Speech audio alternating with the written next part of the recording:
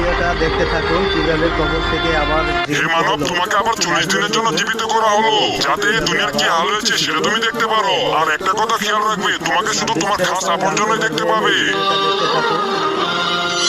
আরে ওই তো আমার বন্ধু, ওর সাথে কথা বলি। আরে বন্ধু এইদিকে দেখ, আমি আইছি। বন্ধু কথা শোনাস না? বন্ধু আমার তো মনে হচ্ছে ও আমাকে শুনতে পাচ্ছে না।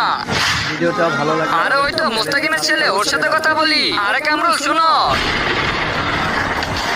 আরে বাবা ভয় পেও না, এদিকে আসো, আমার কথাটা তো শুনো।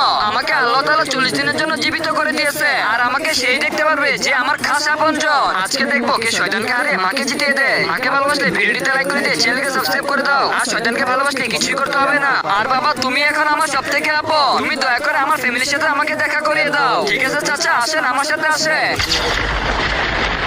চাচা ওই দেখেন আপনার ছেলে বসে আছে।